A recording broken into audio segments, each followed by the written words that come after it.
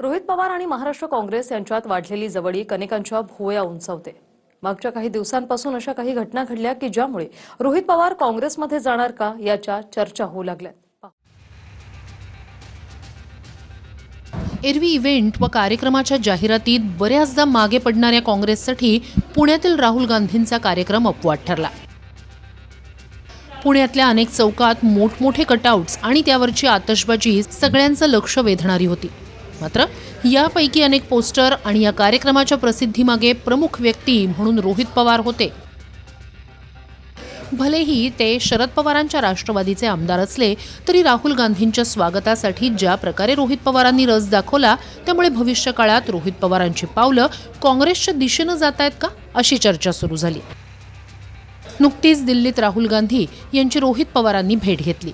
मागच्या काही काळात राहुल गांधी यांच्या समर्थनात अनेकदा पोस्ट व विधानं रोहित पवारांनी केली आहेत। आदिवासी विद्यार्थ्यांच्या समस्येबद्दल रोहित पवार यांनी महाराष्ट्रातले इतर विरोधी पक्षनेते किंवा स्वपक्षातील नेत्यांऐवजी राहुल गांधींना साथ घातली। पुण्यातील राहुल गांधींच्या कार्यक्रमासह रोहित पवार यांनी स्वागताचे बॅनरही लावले।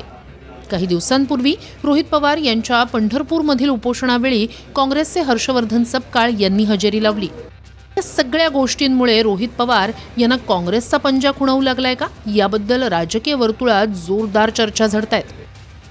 कालच संजय राऊत भेटून आलेत, आता रोहित पवार भेटतात आहेत। राहुल गांधींचं बद्दलचं जे पूर्ण देशामध्ये जे वातावरण झालेलं आहे, देशात खऱ्या अर्थानं देशाचं नेतृत्व, युवा पिढीचं, शेतकऱ्यांचं, सगळ्या सर्वसामान्याचं नेतृत्व राहुल गांधीच करू शकतात अशी मानसिकता आता आमच्यासोबत असलेल्याही अनेक नेत्यांची झाली, विरोधकांची झालेली आहे। आणि म्हणून आता राहुल गांधींची नकल करणारी लोक आपण परवा नागपूरमध्येही पाहिले आहेत। राष्ट्रवादी काँग्रेस पार्टी शरद पवार गटामध्ये आता त्यांचं स्थान राहिलेलं नाही, त्यांना कोणी विचारत नाही। त्यामुळे कदाचित ते काँग्रेसमध्ये जातील अशा देखील अफवा आमच्या कानावरती येत आहेत। तर ते जातील त्याला काय आम्हाला काय त्याचं सोयरसूतक नाही, परंतु शिवसेना उभाटानंतर राष्ट्रवादी शपमध्ये देखील एक संजय राऊत निर्माण झाला आहे हे आणि मीडियाची एंटरटेनमेंट करतोय हे आता जनतेला पाहायला कंटाळा आलेला आहे। आमच्या पक्षातच काँग्रेस आहे, पवार साहेबांनी सुरुवातच काँग्रेसपासून केली, त्यामुळे आम्ही काँग्रेसपासून दूर आहोत असं कुठे आहे? काँग्रेस बरोबर आहोत, इंडिया आघाडीमध्ये आहोत, महाविकास आघाडीमध्ये काँग्रेस होते।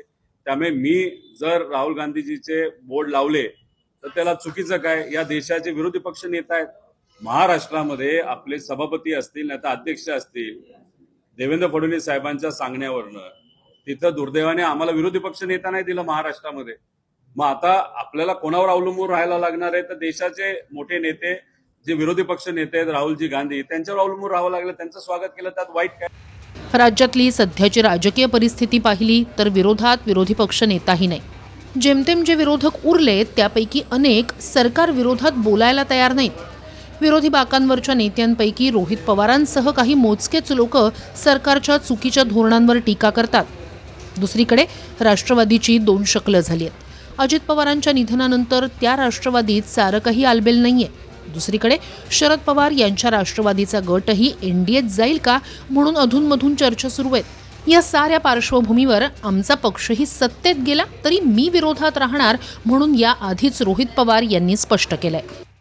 विचाराने पुरोगामी विचाराचे रोहित पवार आहेत, कट्टर पुरोगामी विचार आहे। जो शाहू फुले आंबेडकरांना, छत्रपती शिवरायांना मानतो महाराष्ट्रात, तो जाणार कुठे? जातीयवाद्यांच्या टोळी जाणार आहे, धर्मांध टोळी जाणार आहे। त्यामुळे राहुल गांधी सुद्धा त्याच विचाराचे आहे। त्यामुळं मिळणं, भेटणं, विचार मांडणं आणि राहुलजी अशा लोकांना निश्चितपणे ऐकून घेतात। त्यामुळं उद्या जर रोहित पवारांनी आमच्याशी जवळीक साधली तर ते आमचे महाविकास आघाडी म्हणून जवळच आहोत आम्ही। आणि स्वागत का नाही करणार? 100% स्वागत करू आम्ही।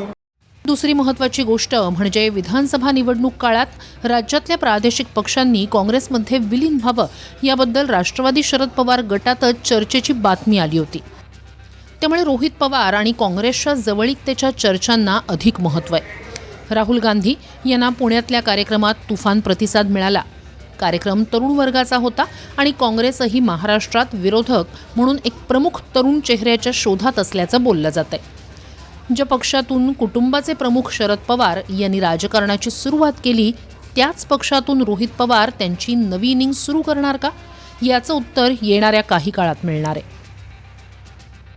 Bureau report, TV9 Marathi.